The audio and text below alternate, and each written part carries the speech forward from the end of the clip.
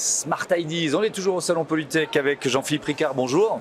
Bonjour. Bienvenue, vous êtes le cofondateur, directeur technique et innovation de W Platform, créé en 2021 avec Mathieu Planté. Et avec quelle idée? Dites-nous tout.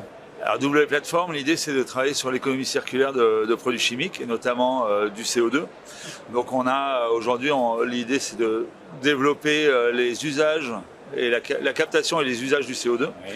Donc la première chose, c'est on porte 4 marques qui sont CO2 Winery, CO2 Brasserie, CO2 Meta et CO2 Engineering. Donc dans chacune de dans les 3 premières, en fait, on va capter du CO2 concentré, on va le purifier. Et l'idée, c'est de le valoriser ensuite derrière. Et après, vous nous le mettez dans un verre, là, Voilà, ça continue de faire des bulles. Donc ça, c'est quoi? Je fais des bulles de CO2. C'est du CO2 en fait qui est solide. Vous l'avez récupéré où celui-là?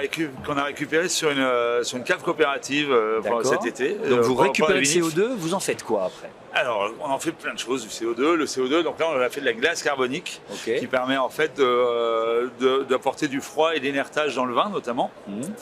Mais on peut aussi en faire de l'eau gazeuse à très gros débit pour pouvoir réduire les consommations d'eau pour le nettoyage.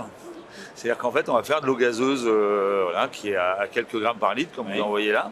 Et en fait, on va avoir un côté mouillant et un côté chimique qui va permettre de réduire les consommations d'eau pour nettoyer certaines des sols, mais aussi des cuves qu'on aura nettoyées à la soude avant. En fait, on va réduire par 3 les consommations d'eau quand on rince des cuves de soude, par exemple dans le vin. Donc là, oui, on est dans une circularité du vin, c'est-à-dire vous récupérez le CO2 d'une coopérative et qui elle-même va l'utiliser ensuite pour nettoyer ses sols, je comprends bien? Exactement, ou ses cuves. Oui, voilà, donc on est vraiment dans cette démarche d'économie circulaire, c'est quelque chose qui me tient à cœur depuis une bonne quinzaine d'années, donc je travaille là-dedans depuis. Et alors ça a supposé pas mal de recherche et développement, de brevets pour arriver à ces petites bulles dans le verre là? Exactement, alors on fait des grosses et des petites. Oui, j'ai bien compris. On fait des grosses bulles et des petites bulles. Oui. Alors qu'on a un brevet qui effectivement sur la partie purification et compression du CO2, parce qu'en fait on comprime jusqu'à 200 bars le CO2 à la sortie des cuves de vin ou les cuves de bière ou de la méthanisation. Et alors, si on prend un brasseur, comment il va utiliser ou réutiliser ce CO2? Alors un brasseur, c'est idéal en termes d'économie circulaire, parce qu'en fait il consomme autant de CO2 qu'il en émet. Donc en fait, l'idée c'est de le capter en source, de faire en sorte de le purifier pour éviter les problématiques bactériennes qu'il peut y avoir ou la teneur en oxygène qui peut avoir un effet néfaste sur la bière derrière.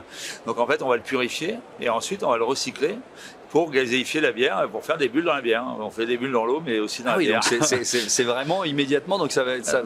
Il va pouvoir livrer tout de suite dans le circuit.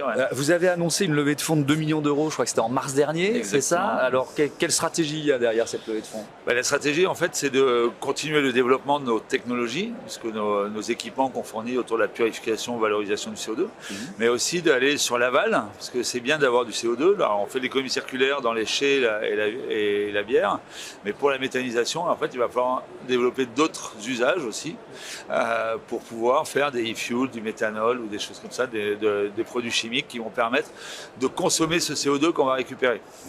Vous n'y êtes pas encore aujourd'hui ou ça commence à fonctionner? Sur l'usage pour faire des produits chimiques, on n'y est pas tout à fait encore. On travaille avec soit des procédés physico-chimiques, là on est en R&D, et sur la partie microalgues aussi, en fait, on travaille avec un partenaire qui a réduit les consommations énergétiques de la production de microalgues pour pouvoir faire des molécules d'intérêt. C'est hyper concret, on est dans plusieurs secteurs d'activité. C'était passionnant de découvrir W Platform. Jean-Philippe Ricard, bon salon Polytech. On vous laisse partir dans les allées et partir. Ah, ça y est, les bulles sont quasiment terminées et parler de vos brevets et de votre activité. Merci beaucoup. Voilà, c'est la fin de cette émission spéciale de Smart Impact depuis le parc des expos de la Porte de Versailles à Paris. Je vous dis à très vite sur Be Smart for Change.